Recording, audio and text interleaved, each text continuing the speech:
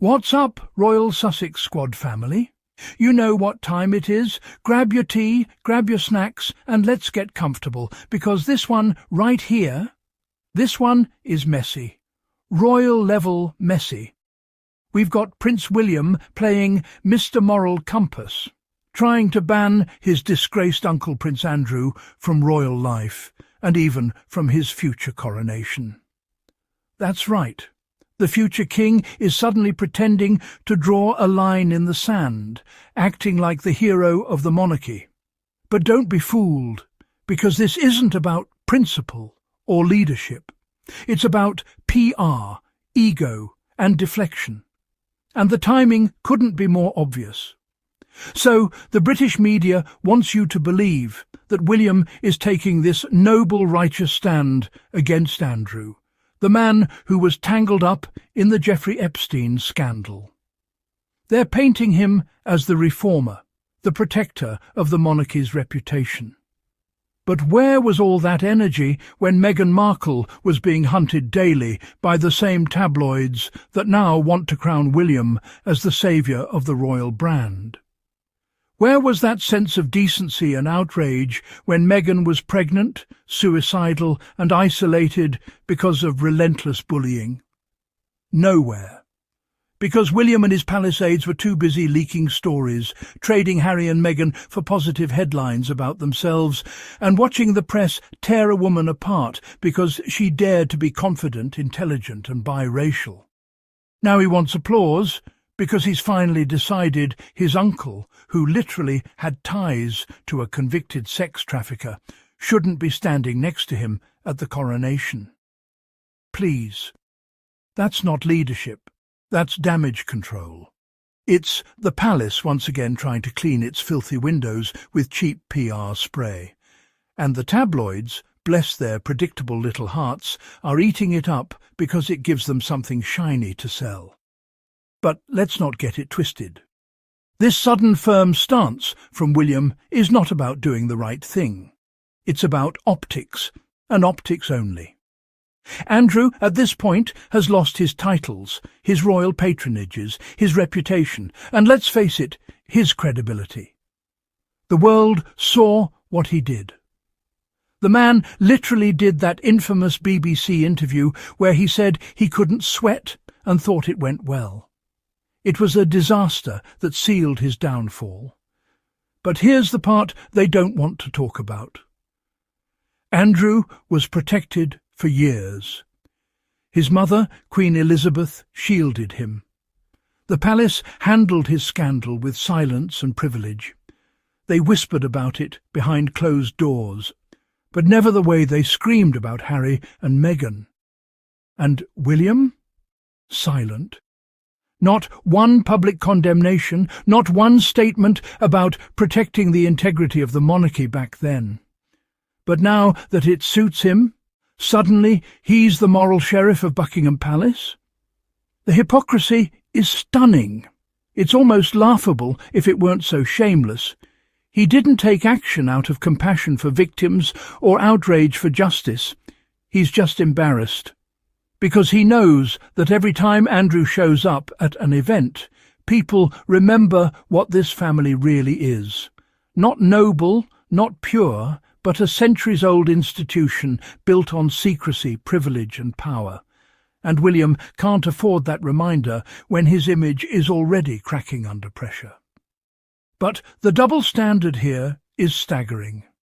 Prince Andrew was accused of serious crimes.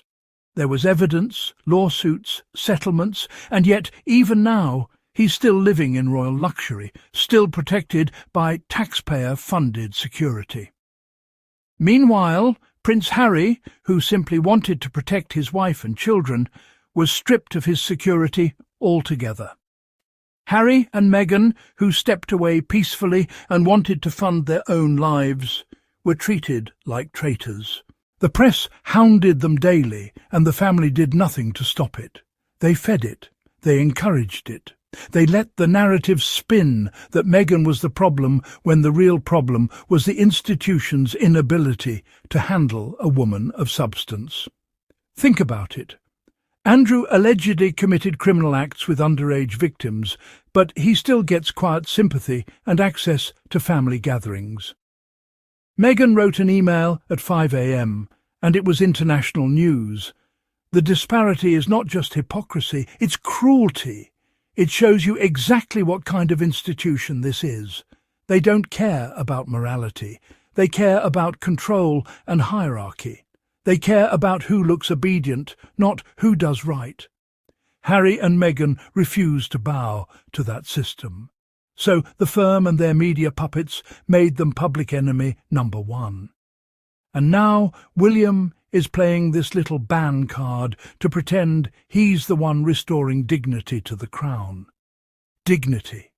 From a monarchy that spent years weaponizing racism, sexism, and mental health stigma against one of its own. It's laughable. The Coronation ban story isn't about Andrew at all. It's about William trying to separate himself from scandal while subtly repositioning himself as the modernizer, the man who will lead a clean, progressive monarchy. Except he can't even manage basic human decency toward his own brother. The optics don't lie. And let's talk about how the palace feeds this. They want the public to think William is this calm, calculated leader, quietly making decisions for the good of the monarchy. But behind closed doors, it's chaos. They've been spinning stories about William's anger, about his temper, about his ego, and every insider knows it.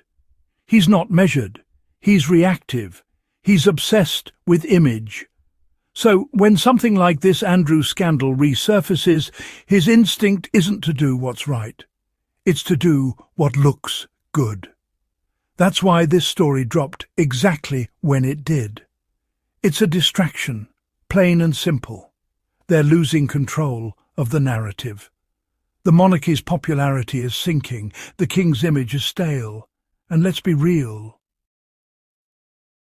The only royals people actually care about globally are Harry and Meghan. And that burns them, because while they're stuck in their castle playing PR chess, the Sussexes are out in the world making real moves. Meghan's building her brand, empowering women, creating impact through Archewell. Harry's continuing Invictus, touching lives, connecting with real people. They don't need the crown. They've got credibility, something money can't buy and titles can't fake. William's ban on Andrew is his way of saying, "Look at me, I'm tough on scandal." But where was that energy when his own father was embroiled in controversy? Where's that firmness when it comes to calling out systemic racism or protecting family members from media abuse? Silent. Selective morality is not morality. It's manipulation. And now we're hearing that William also wants to ban Sarah Ferguson from royal events. Oh, the shade! Sarah, who, let's remember, has done plenty of questionable things herself, but also happens to be Andrew's ex-wife and a loyal supporter. Funny how she's now too scandalous for William's royal vision, but his stepmother, the Queen Consort, was once a mistress who helped break up his parents' marriage. And she's sitting on the throne. The double standards are blinding. The hypocrisy is hereditary. This is not about cleaning house. It's about rewriting history.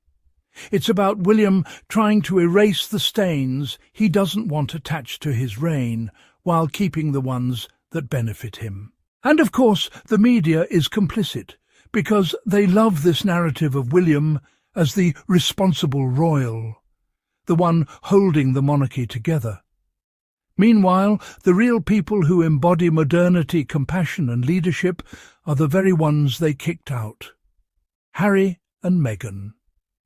When you look at how differently these situations were handled, it tells you everything. Andrew gets quiet meetings, private statements and sympathy. Harry and Meghan get public humiliation, leaks, lies and isolation. That's not coincidence. That's design. The palace protects the establishment at all costs, even if it means punishing the only people with integrity. Because Harry and Meghan exposed what they all feared most, that the monarchy doesn't stand for virtue, it stands for image management. And you have to laugh at how predictable it is. The moment something damaging about Andrew resurfaces, suddenly a William story appears, painting him as the moral heir. The moment Meghan launches a project or appears in public looking happy and radiant, suddenly the British tabloids discover a new rumour about her being Diva Meghan. It's always coordinated, always reactive, always desperate. They can't compete with authenticity, so they manufacture scandal. But the truth is, the world's not falling for it anymore. People see through it. Social media has changed everything. You can't bury stories, you can't control the narrative like you used to, and you can't keep pretending that Harry and Meghan are the villains while people like Andrew are still being quietly protected. The receipts are out there. The hypocrisy is documented. And the Sussex Squad? We don't forget. We see everything. Harry and Meghan continue to rise above the nonsense. They've chosen peace, love and impact. They've chosen to focus on real work that helps people. They've become global figures for compassion and integrity, while the others are still trapped in their gold cage, trying to manage their next headline. William's ban means nothing. You can't clean rot by locking a door. You have to face it. And this family refuses to. So, while the palace scrambles to look moral, the Sussexes keep proving what real dignity looks like. They don't need to pretend. They don't need to ban anyone to look good. Their actions speak for themselves, whether it's supporting communities, empowering veterans, or uplifting women across the globe. That's leadership. That's authenticity. That's royal in the truest sense of the word. And for all of William's posturing deep down, that's what scares him. Because no matter how much he polishes his crown, he knows Harry and Meghan have something he never will. Respect earned, not inherited. Love that's real, not orchestrated. A legacy of heart, not headlines. So, Royal Sussex Squad, if you see the media praising William for this so-called act of moral courage, just remember what it really is. Another palace PR stunt to distract from decades of silence and hypocrisy. The real story isn't that William is banning Andrew. The real story is that the monarchy only acts moral when it's convenient. And as always, through it all, the Sussexes rise higher. They are the example of what true modern royalty looks like. Grounded, generous, and fearless. Prince William plans to ban disgraced Prince Andrew from his coronation and royal life. Report: Prince William is reportedly taking the strongest stance possible against his uncle, Prince Andrew, after the disgraced royal lost his royal title over his ongoing scandal regarding his ties to the late Jeffrey Epstein. The Prince of Wales, 43, plans to ban Andrew from all aspects of royal life, including his coronation when he becomes king, the Sunday Times reported in an article published Saturday. William was reportedly consulted on the decision for Andrew, 65, to give up his royal titles and honours, but he's not satisfied with the outcome and plans to take harsher action in the future. Andrew will be excluded from public and private royal events, including the coronation, and banned from most state occasions, the outlet reported. William considers his uncle a threat and a reputational risk to the monarchy, and is understood to be concerned about the message Andrew's presence at royal events sends to victims of sexual abuse, the outlet continued. William also reportedly plans to ban Sarah Ferguson, Andrew's ex-wife, who has stood by the disgraced royal side, from royal events. William's rep didn't immediately respond to Page Six's request for comment. As for the former Duke of York, he agreed on Friday that continued accusations against him and his connection to Epstein, a convicted sex offender, distract from the work of His Majesty and the royal family, per the Telegraph. "I have decided, as I always have, to put my duty to my family and country first," he wrote in a statement released by Buckingham Palace. "I stand by my decision 5 years ago to stand back from public life." He went on, "With His Majesty's agreement, we feel I must now go a step further. I will therefore no longer use my title or the honours which have been conferred upon me." However, he stressed, "As I have said previously, I vigorously deny the accusations against me." Andrew noted that this decision was made after discussion with brother King Charles III and their immediate and wider family. Authorities are investigating Andrew after reports surfaced that he asked a police protection officer to dig up information about the late Virginia Giuffre in leaked emails. The royal reportedly told his late mother, Queen Elizabeth II's deputy press secretary in 2011, that he gave an officer Giuffre's US Social Security number and date of birth to look into her alleged criminal record, according to the Mail on Sunday. Per the outlet, he allegedly sent the email shortly before a 2001 photo was released of himself with his arm wrapped around Giuffre's waist when she was 17 years old. Epstein's ex-girlfriend Ghislaine Maxwell, who was convicted of sex trafficking in 2021 and sentenced to 20 years in prison, was also in the picture. It's unclear whether the officer complied with Andrew's request. Giuffre died by suicide in April 2025 at the age of 41 after years of accusing Andrew of sexual assault, alleging that he was involved in Epstein's sex trafficking ring and raped her when she was a minor. She filed a formal lawsuit against Andrew in 2021, and the case was settled outside of the courtroom in 2022 for an estimated $12 million. At the time, Andrew denied the allegations, but Queen Elizabeth took away his military honours as a result. So if you're tired of the lies, tired of the hypocrisy, and ready to keep supporting truth and positivity, make sure you subscribe to the channel, hit that notification bell, and drop a super thanks below. Every single one helps keep independent pro-Sussex voices alive, cutting through the noise of that tabloid machine. Because one thing's for sure, no matter how many bans, spins or smear campaigns they throw, Harry and Meghan will always rise. And we'll be right here, squad, with our tea piping hot and our crowns shining bright, telling the truth they don't want you to hear.